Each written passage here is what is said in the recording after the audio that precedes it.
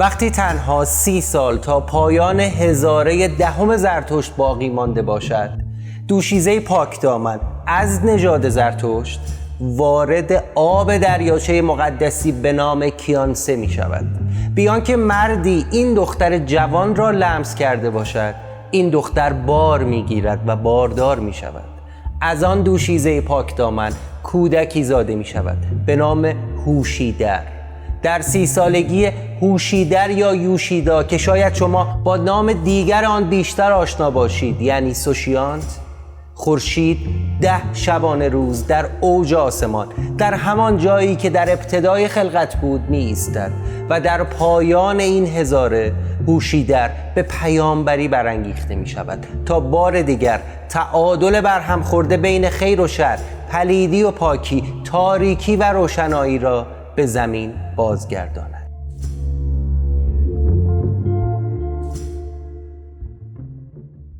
چیزی که شنیدید قسمتی از اسطوره‌های کهن ایرانی آریایی بود درباره ظهور منجی 10,000 سال پس از زرتشت. همونطور که میدونید باور به ظهور یک منجی از جمله باورهای مشترک اکثر ادیان و مذاهبه، اما ما امروز نمیخوایم در مورد موعود یا منجی حرف بزنیم.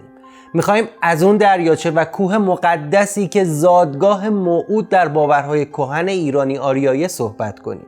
این دریاچه کجا بوده؟ چرا مقدسه؟ آیا امروز هم وجود داره؟ اگه هست اسم اون سرزمین که این کوه و دریاچه در اون قرار گرفته چیه؟ در کدام استان؟ کجای ایرانه؟ به ساعت صفر مقدس ترین زمین در ایران، محل تولد موعود ایرانیان باستان، خوش آمدید.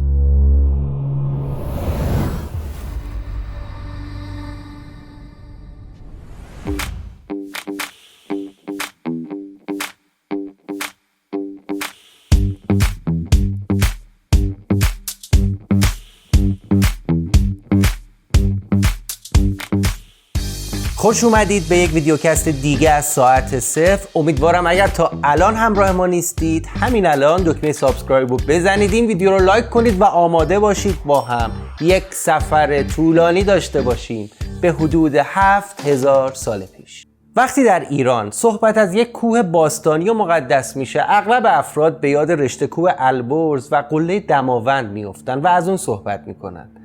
اما اون کوه مقدسی که در ابتدای این قسمت ازش صحبت کردم دماوند نیست.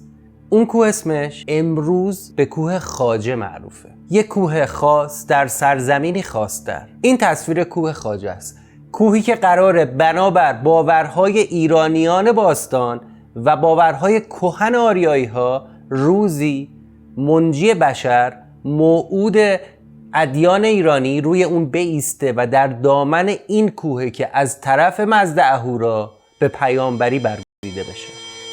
هامون دریاچه‌ای است که زرتشتیان آن را مقدس می‌دانند و در اساطیر زرتشتی آخرین سوشیانت از اینجا برمیخیزد. در اسطوره‌های زرتشتی این دشت پهناور 11مین سرزمینی است که اهورا آفرید. فرهنگ و فرهنگ ایرانی از اون جایی شکل میگیره که هیرمند فرمند دریاچه کیانسه یا هامون ورجاوند رو بر گرداگرد کوه خواجه یا اوشیدای رازمند شکل میده. در اصل کوه خواجه یک گدازه بازالتی زوزنقه‌ای شکله که احتمالاً قدمتی نزدیک به 1 یا 2 میلیون سال از نظر زمین شناسی داره. این کوه سنگی سر برآورده از میان آبهای این دریاچه از دور خودنمایی میکنه. اما کدوم دریاچه؟ همراه باشید کم کم به اونم میرسیم.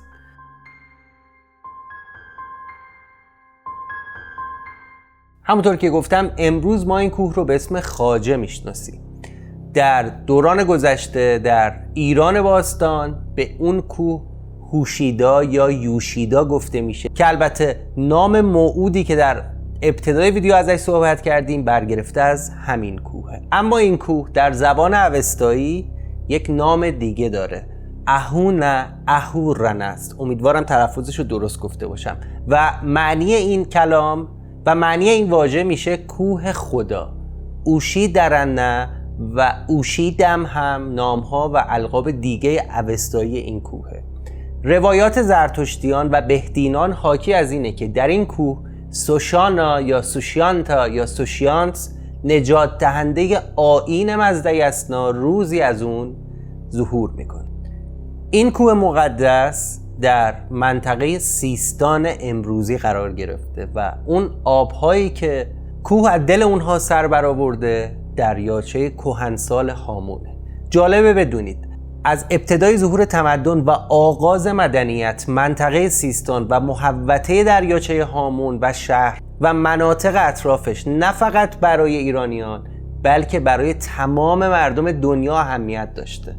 حتما فکر میکنید اینم از اون حرفای میهن پرستانه و جوگیرانه است. خیر، اصلا اینطور نیست. الان دلیل اهمیت منطقه سیستان رو در طول تاریخ حداقل تا قرن 18 میلادی براتون بازگو میکنم. تا به حال چیزی درباره مرکز دنیای باستان یعنی شهر نیمروز شنیده بودید؟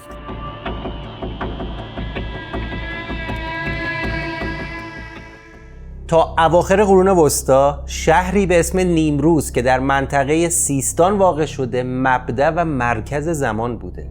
یعنی مبدأ زمان که امروزه به خط گرینویچ معروفه و با اون منطقه از دنیا تنظیم شده و از انگلستان میگذره، به مدت هزاران سال شهر نیمروز در سیستان ایران بوده. برای اینکه این موضوع رو بهتر درک کنیم به این تصویر رو نگاه کنید. در این تصویر ما هر سه قاره آسیا، آفریقا و اروپا رو در کنار هم میبینیم. اینجا منطقه شهر نیمروزه و این هم گرینویچ. به نظرتون کدوم مرکزیت زمانی رو باید داشته باشن؟ از نظر جغرافیایی حتی. بگذریم. همراه ساعت صفر باشید چون به زودی قراره یک برنامه ویژه درباره منطقه نیمروز تقدیمتون بکنیم. برگردیم سر موضوع اصلی.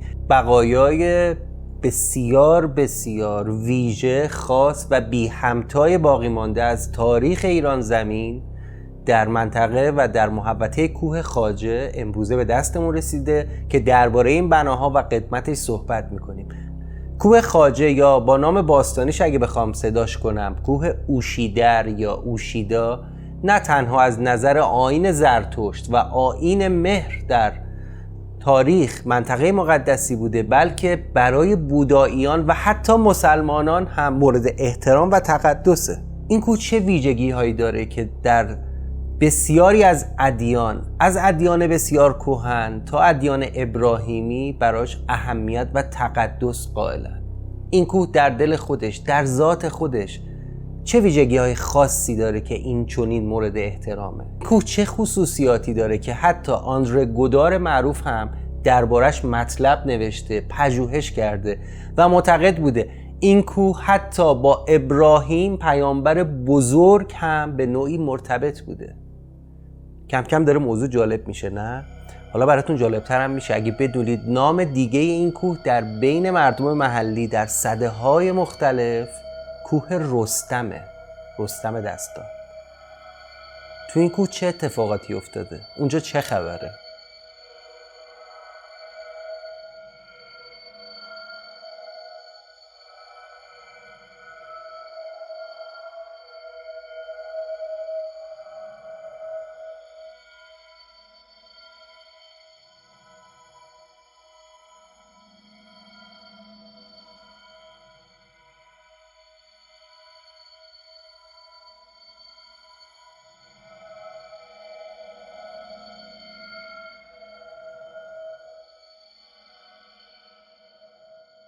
در اطراف این کوه تعداد زیادی آثار باستانی از دوران اشکانیان، ساسانیان و اماکنی حتی از قرون ابتدایی اسلام باقی مونده به انضمام یک معبد بودایی.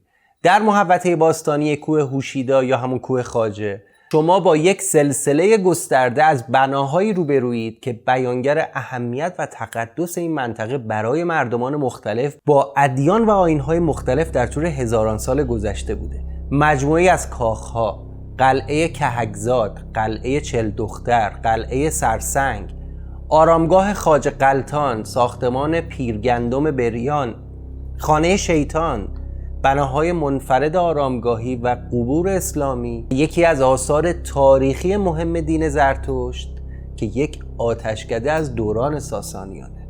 قبلتر گفتم که برخی به این کوه که امروزه ما به اسم خواجه اون رو میشناسیم میگن کوه رستم. حالا این از کجا میاد؟ از اونجا که تعدادی از محققین و حتی نویسندگان قرون گذشته ادعا کردند که محل دفن رستم دستان، پهلوان اسطوره‌ای و تاریخی ایران زمین، در بالای این کوه واقع شده، در نزدیکی قبور برجای مانده که معتقد به 1800 سال پیش که ما امروز میدونیم این قبور برمیگرده به دوران اشکانیان. حالا برگردیم به ابتدای داستان و در جایی که در باورهای کهن ایرانی گفتم دوشیزه پاکدامنی که هرگز مردی اونو لمس نکرده بود در اطراف این کوه وارد آب دریاچه کیانسه میشه و نطفه سوشیانت در دریاچه بسته میشه. شما برای رسیدن به کوه یوشیدا یا کوه خواجه باید از دریاچه کیانسه که امروز ما بهش میگیم هامون عبور کنید. همونطور که احتمالاً میدونید ما از دوران باستان، از دوره مادها، هخامنشیان، اشکانیان، ساسانیان و حتی دوره‌های قبلتر از اونها به ندرت تصویر یا نقاشی داریم که در همون دوران و همون مردمان از خودشون کشیده باشند. من احتمال میدم شاید به خاطر باورهای مسلمانانی بوده که بعدتر وقتی ایران رو فتح کردن با هر نوع صورتگری و نقاشی و نقش صورت به خاطر مسائل اعتقادی و سابقه بتپرستی خودشون به شکل بسیار چکشی برخورد کردن و اونها رو نابود کردن. اما در کوه خواجه ما تصاویر بسیار کمیاب و باور نکردنی داریم از صورت و شمایل ایرانیان در 2000 سال پیش. نقاشی‌های باور نکردنی و بسیار نادر. تا پایان این ویدیو همراه باشید تا سراغ اون نقاشی ها هم بریم.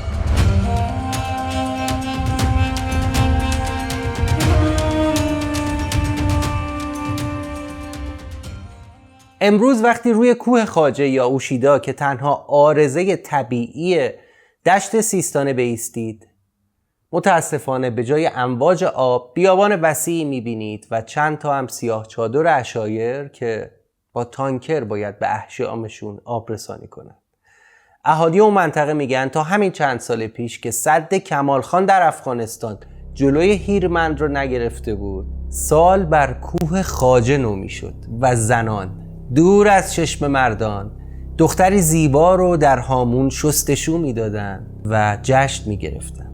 جالبه بدونید که کیانسی یا کیانسه یا همون دریاچه هامون اون دریاچه‌ایه که در اوستا کتاب مقدس بهدینان زرتشتی به ظهور سوشیانت منجی آخرالزمان در این دین از کرانه های اون و در دامنه تنها کوه میان دریاچه یعنی کوه اوشیدا وعده داده شده. در باور زرتشتیان فرشتگان برای نگاهبانی نسل آینده زرتشت بر کیانسی گماشته شدند تا شیاطین و دیوها این کوه رو تسخیر نکنند. در دین زرتشتی عالم از ابتدای خلقت تا پایان به 12 دوره 1000 ساله تقسیم میشه و در 10مین هزار است که هوشیدر یا یوشیدا یا سوشیانت متولد میشه و در پایان جهان سوشیانت به عنوان فرزند زرتشت ظهور میکنه. نطفه اون هم به واسطه فرشتگان در شکم دختر زیبایی که در هامون خود را میشوید بسته خواهد شد. بازم براتون یه نکته جالب به وجود اومد، چرا که حدود 3 تا 5 هزار سال بعد از زرتشت مسیحیان همین فرم و داستان رو به مریم مادر عیسی نسبت. اما هامون و کوه خواجه تنها برای زرتشتیان مقدس نیست.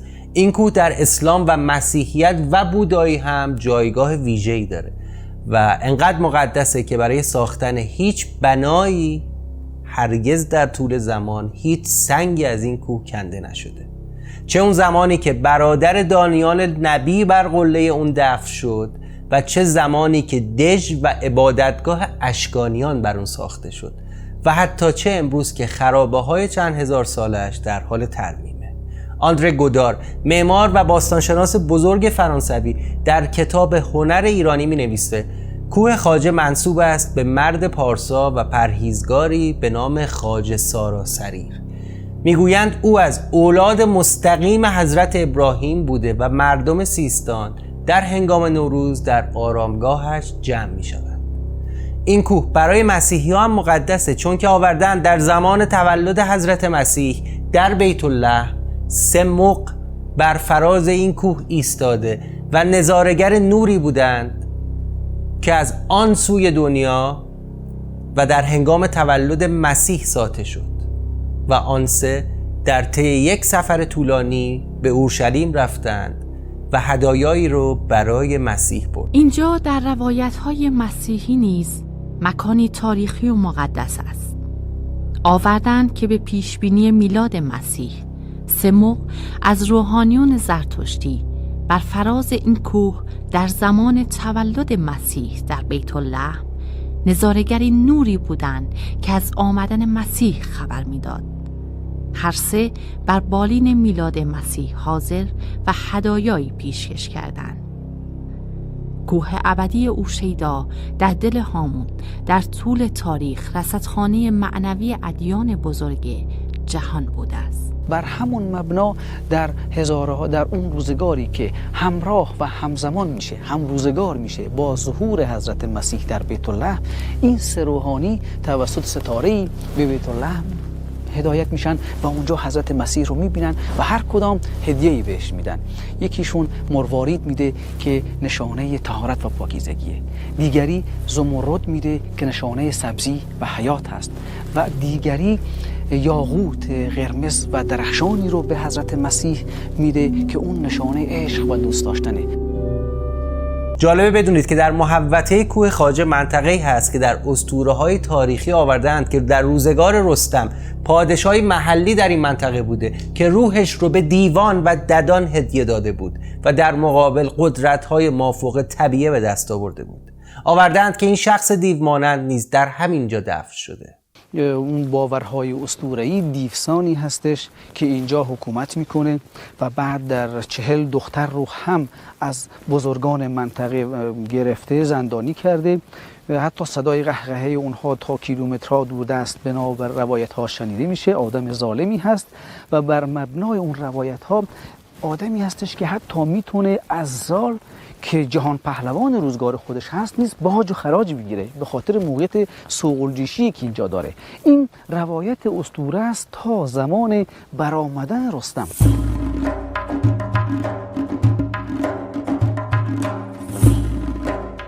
گفته بودند که رستم رو از وجود این حوزه اطلاع نکنید به دلیلی که جانش ممکنه به خطر بیفته.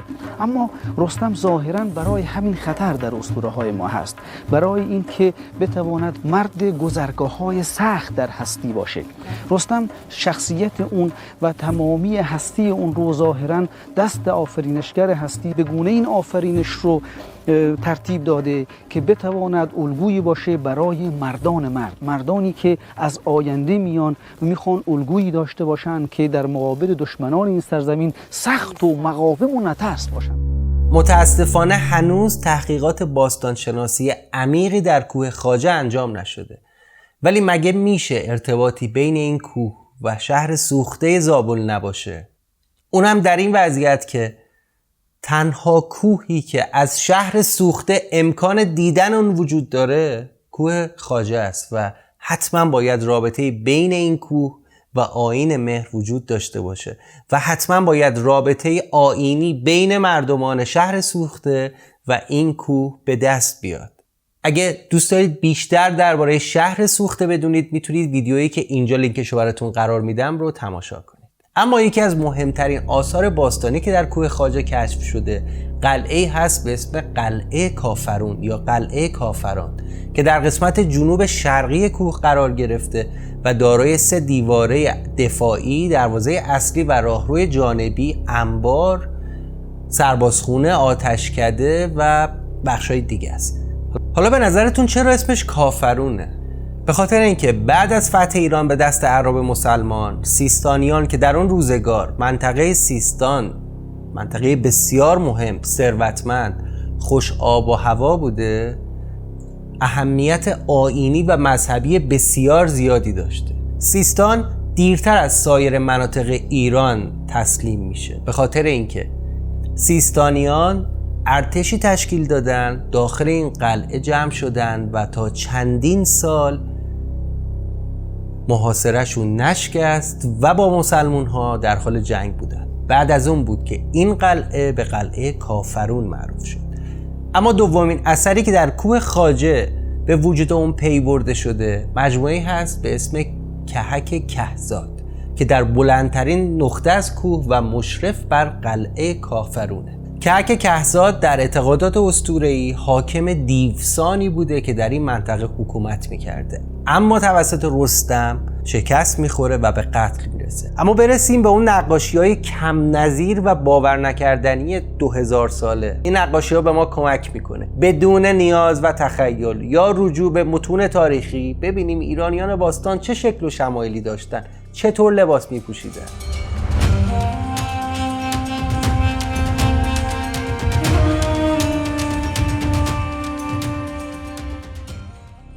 این بخش برای خود منم بسیار هیجان انگیزه.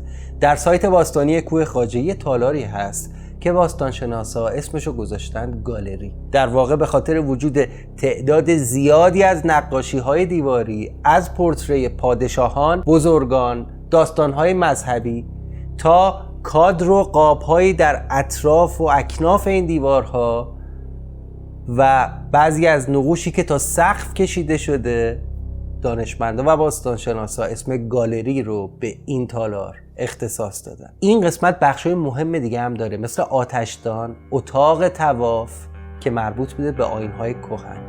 اما نقاشی دیواری 3 مغ یا 3 پادشاه، نقش خدای اورس، خدای پیروز سوار بر اسب، نقش شاه و ملکه و تصاویری از بزرگان پارتی و برج و باروهای قلعه از نقوش اصلی برجای مونده در کوه خواجه است. 2 نقش برجسته گلی با تصویر 3 اسب سوار در حال حرکت در پشت هم و دیگری تصویر شیری است که حمله کرده و یورش برده به سوی فردی که سوار بر اسبه که به وسیله میخ‌های چوبی به دیوار نصب شده.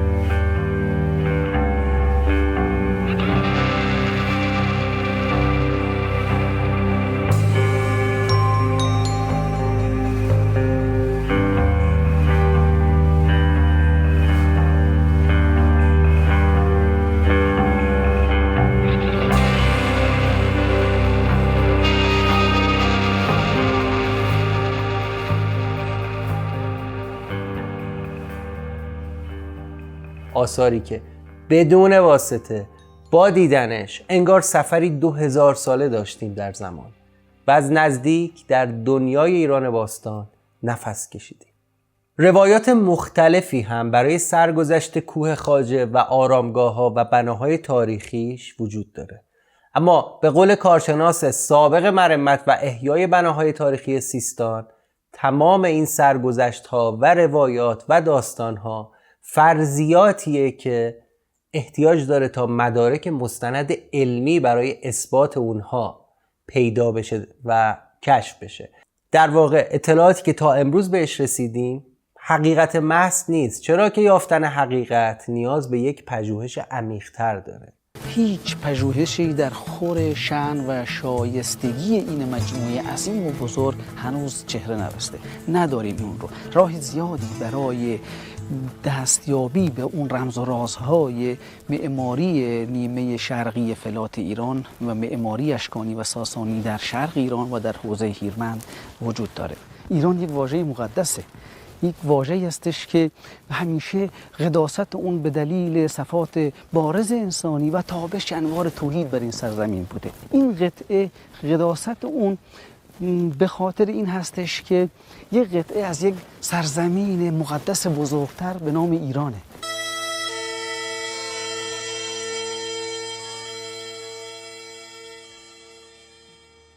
متاسفانه وزارت میراث فرهنگی و گردشگری و همینطور اداره میراث فرهنگی و گردشگری استان هیچ اقدام اصولی، علمی و جدی رو برای کاوش در یکی از مهمترین مناطق و سایت‌های باستانی در منطقه سیستان و در شرق ایران انجام نداد.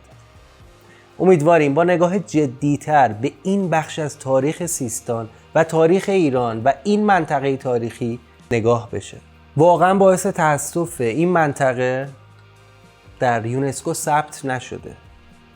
واقعا باعث تأسف این منطقه اگر در هر جای عالم بود میلیاردها دلار صرفاً بابت توریسم درآمد وارد اون منطقه میکرد.